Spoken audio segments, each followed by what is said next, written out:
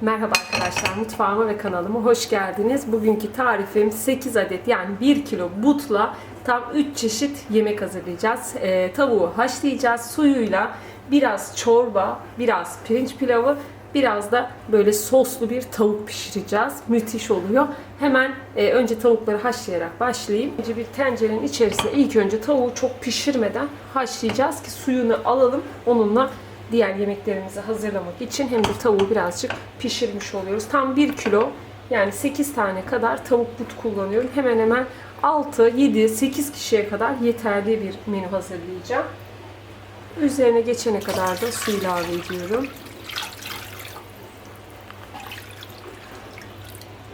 Biraz da tuz serpeceğim. Çok değil arkadaşlar. Bir 10 dakika, 15 dakika kaynatmamız yeterli. Ocağın altını yakıyorum. Kaynamaya başlayınca kısacağım. Kısık ateşte bir 15 dakika, 10 dakika yani tavuk yarı pişmiş hale gelene kadar pişireceğim. Tavuk kaynamaya başladı. Kaynarken şu üzerindeki köpükleri alacağım. Böyle kaynamaya başlayınca bir 10 dakika kaynatmamız yeterli.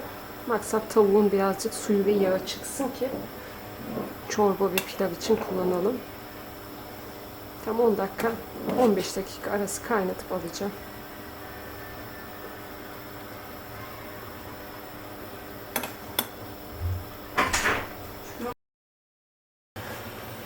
Tavuk tam 10 dakika, 12 dakika arasında kaynadı arkadaşlar. Yeterli. Sakın çok pişirmeyin. Bu sefer dağılır. Bu gayet iyi. Şöyle süzgeci alacağım. Ocağın altını kapatayım. Şimdi bu suyla hem pilav hem de çorba yapacağım. Biraz daha su katacağım ki çoğaltmak için.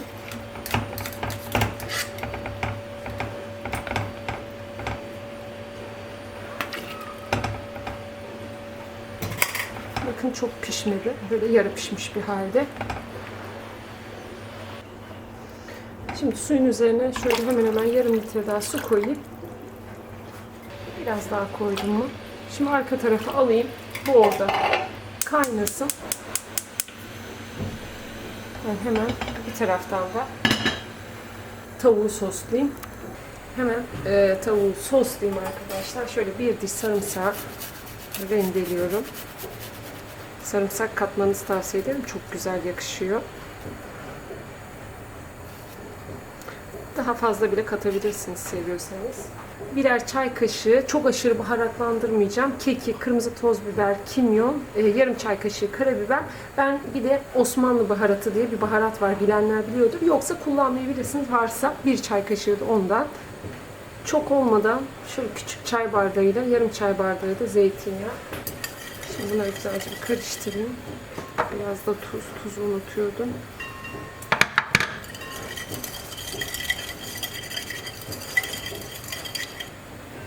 Tavukları içine atıp karıştıracağım. Gördüğünüz gibi tavuklar tam olması gerektiği gibi çok pişmedi. Şöyle biraz karıştırayım.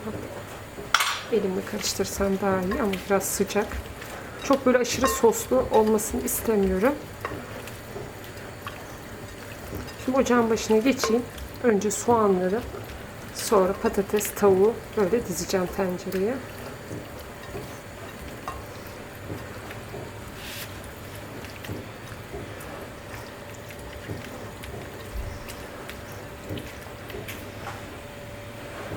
Böyle uygun bir tencereyi ocağıma alıyorum.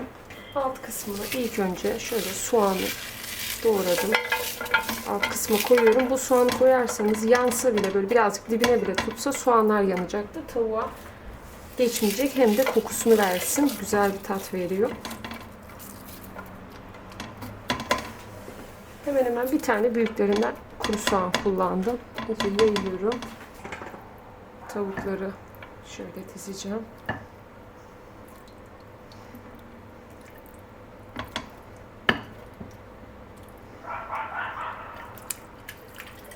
Biraz hafif sosa bulayarak.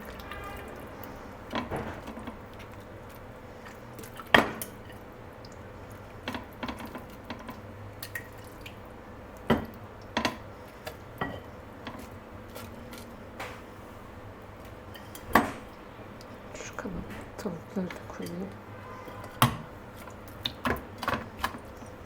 tane patatesi uzun uzun doğradım. Şimdi kalan sosu bulayım. Onu da şöyle aralarına koyacağım. Çok fazla değil, böyle büyüklerinden bir tane patates yeterli.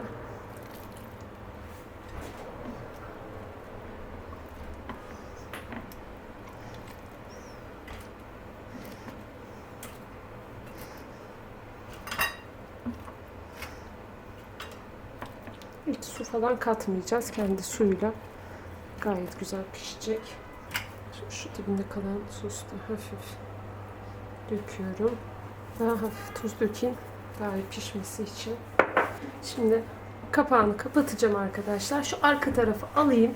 Burada hem pilavımı hem de çorbamı hazırlayayım bir taraftan. Hemen hemen bir yarım saat 40 dakika pişecek. O orada pişsin. Öncelikle pilavı yapmak için uygun bir tencereye ocağımın altını yakıyorum. Yarım su bardağından biraz daha az sıvı yağ ilave ediyorum. Biraz da tereyağı katacağım. Yağ ısındıktan sonra pirinci ilave ediyorum.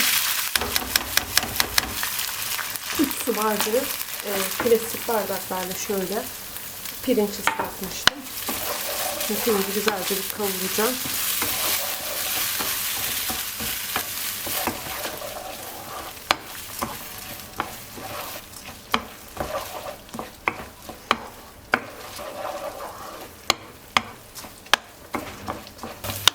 Dakikadır kavruluyordu. Şimdi içerisine yarım yemek kaşığı tereyağı, biraz da tuz, hemen hemen şöyle yarım tatlı kaşığı tuz diyebilirim.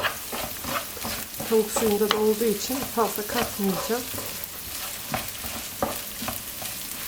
Artık suyunu katıyorum. 3 bardak pirince 3,5 su katacağım. Bu da tavuk suyu arkadaşlar. Şöyle 3,5.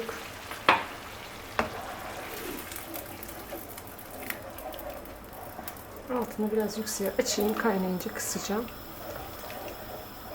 Biraz tereyağı erisin. Yemek de kaynıyor. Altını kıstım. Kısık da pişsin. Pilavın da kapağını kapatıyorum. Kaynamaya başladı artık.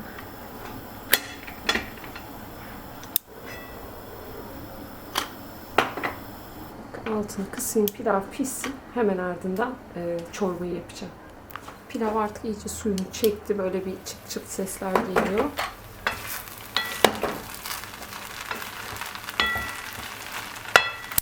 Altını artık kapatayım.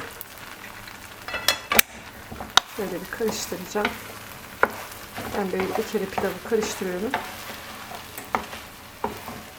Ondan sonra dinlendiriyorum.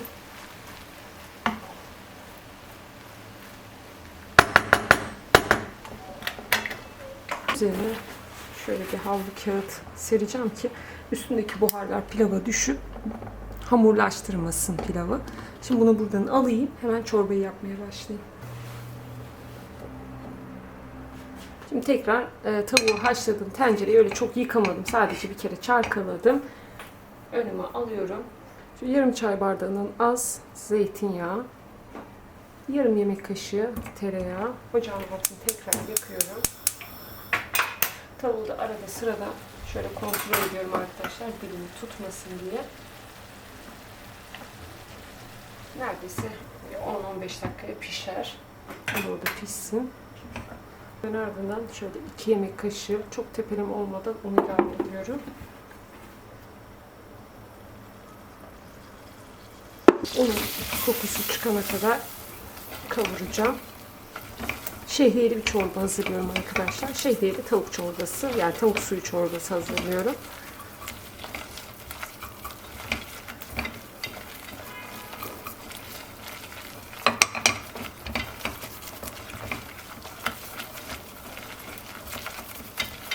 Artık yeterince kavruldıktan sonra kalan tavuk suyumu süzdüm bu arada. Hemen hemen 1,5 litreye yakın tavuk suyu var.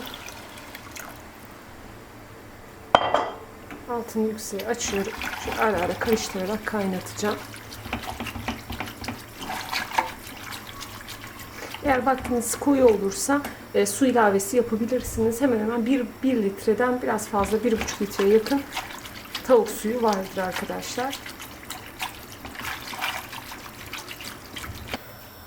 Çorba kaynamaya başladı. Şöyle bir çay bardağından biraz daha az tel şehriye ilave ediyorum. Hızlıca karıştırayım. Baharat falan hiçbir şey katmayacağım. Bu arada yemeği de kapattım arkadaşlar. Bir kere tavukları tersine çevirip diğer tarafı da pişsin. Gayet güzel de pişti. Hatta şöyle yakından göstereyim size. Bakın gayet güzel pişti. Bir kere tavukları çevirdim. Böyle çok aşırı kızarmasına gerek yok. Altını şimdi kapattım. Bu da biraz dinlensin. Çorba pişince artık yemeğimi hazırlayacağım. Çorba da pişti artık arkadaşlar. Yeterli kıvamı da gayet güzel oldu. Daha fazla bir şey katmayacağım. Bu şekilde servis edeceğim. Sizler arzu ederseniz biraz üzerine kırmızı toz biberle tereyağı yakabilirsiniz. Şimdi artık çorbayı da kapatayım, sunuma geçeyim. Yemekleri sunuma getirdim arkadaşlar. Pilavım gayet güzel bir şekilde pişti. Artık üzerinden alayım. Şu üzerinde sileyim. Tavuk da burada gayet güzel bir şekilde pişti, çorbamda. Şimdi ben şöyle bir kelepçeli kalıbın içine yemeğimi güzel bir servis edeceğim.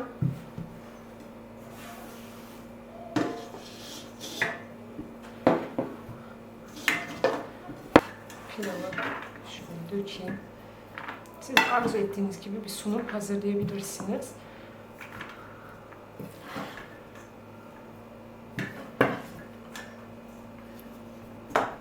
Şöyle sileceğim, sonra ters çevireceğim. Pilavım da gördüğünüz gibi gayet güzel tane tane pişmiş.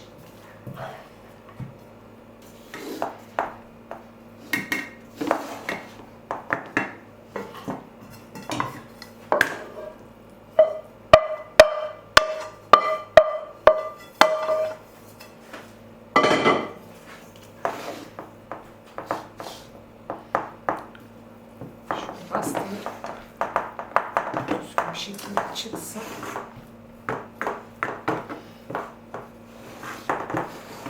Şöyle bir tabağın içerisine ters çevireceğim. Gayet güzel oldu. Buradaki maksat gayet güzel bir sunum hazırlamak. Şimdi hazırladığım tavukları üzerine dizeceğim. Sizler de böyle hazırlayıp isterseniz masanızın ortasına koyabilirsiniz.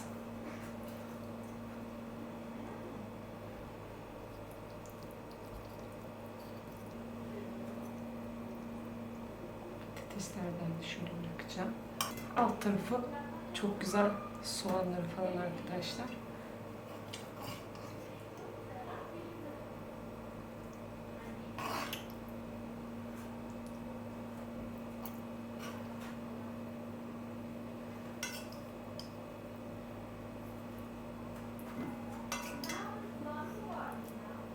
Çok güzel bir görüntüsü yok mu arkadaşlar? Bakar mısınız? Harika oldu. Bunu bu şekilde ortaya masanıza koyabilirsiniz.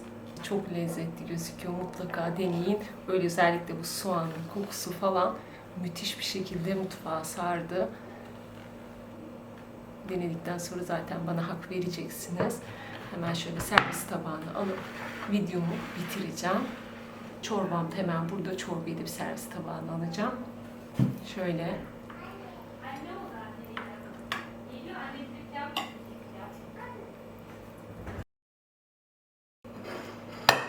servis tabağına alayım.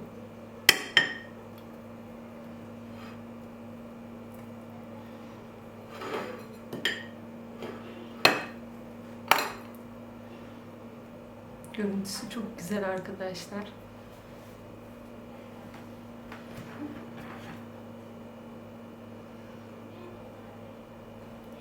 Şöyle ayrıntılı göstereyim, pilavımda gayet tane tane olmuş gördüğünüz gibi.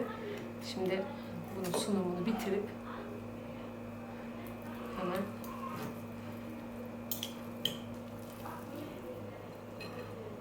çok güzel bir şekilde ayrılıyor gördüğünüz gibi.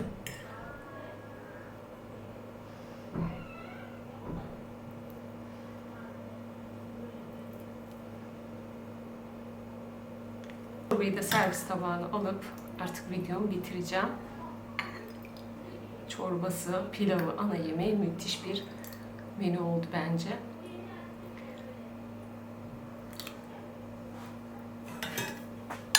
Ben artık videomu burada bitireyim. Eğer kanalıma abone değilseniz abone olmayı, Seval Mutfak'ta 2 kanalıma da abone olabilirsiniz. Ufak da olsa bir yorum bırakmayı, tabii ki 1'den 10'a kadar videonun yorum kısmını her zaman söylediğim gibi puanlarınızı bekliyorum arkadaşlar. Bir dahaki videolarda görüşmek üzere. Hoşça kalın.